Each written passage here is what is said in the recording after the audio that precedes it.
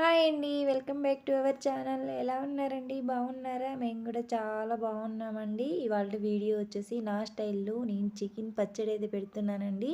So, ఎలా పెడతాననేది మీకు కూడా చూపిస్తాను. చూసేయండి. వీడియో నచ్చితే లైక్ చేయడం అయితే మర్చిపోవద్దండి. ఓకే అండి. ప్రాసెస్‌లోకి అయితే వెళ్ళిపోదాం.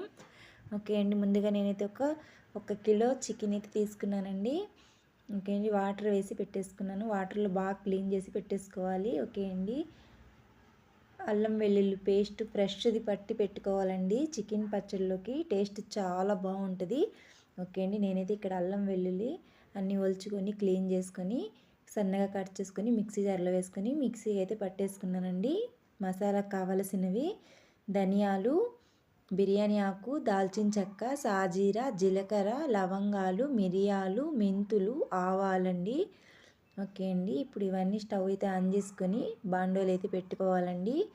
సో ఇప్పుడు ఇవన్నీ వేసుకొని లైట్గా ఒక 5 నిమిషాలు వేయించుకోవాలండి. ఓకే అండి. ఇప్పుడు స్టవ్ అయితే బంద్ చేసుకొని ఒక మిక్సీ జార్లో వేసుకొని మిక్సీ అయితే పట్టి పక్కన పెట్టేసుకోవాలి. ఇప్పుడు ఒక బౌల్ తీసుకొని మనం ముందుగా తీసుకున్న చికెన్ బాగా వాటర్లో క్లీన్ చేసుకొని అసలు వాటర్ తేమ అనేది లేకుండా ఒక బౌల్లోకి అయితే వేసుకోవాలి. ఓకే అండి. ఇప్పుడు ఇందులోకి ఒక స్పూను పసుపు, ఒక 2 స్పూన్ల సాల్ట్ అయితే వేస్తున్నానండి. ఓకే అండి. ఇప్పుడు బాగా మ్యాగ్నేట్ చేసుకోవాలి. ఓకే అండి. ఇప్పుడు బాగా కలుపుకొని స్టవ్ అయితే ఆన్ చేసుకొని స్టవ్ మీద పెట్టేసుకోవాలి.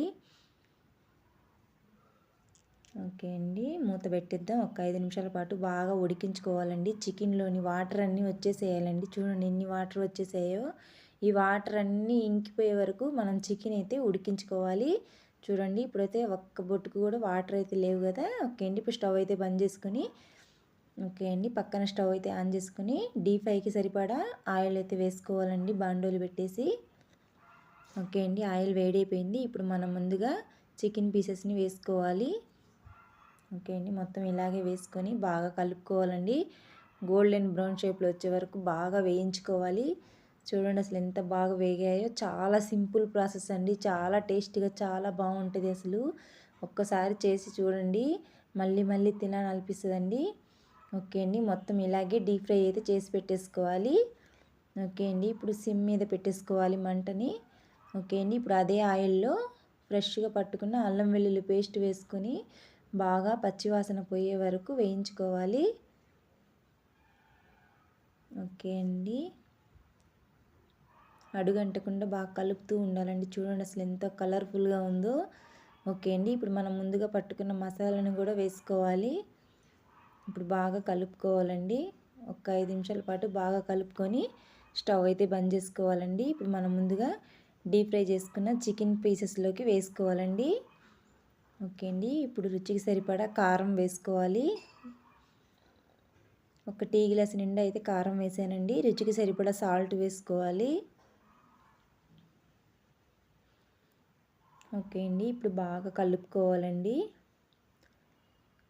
నాటుకోడి అయినా సరే, ఫారం అయినా సరే, ఏ చికెన్ అయినా సరే అండి, చికెన్ పచ్చడికి టేస్ట్ చాలా బాగుంటుందండి.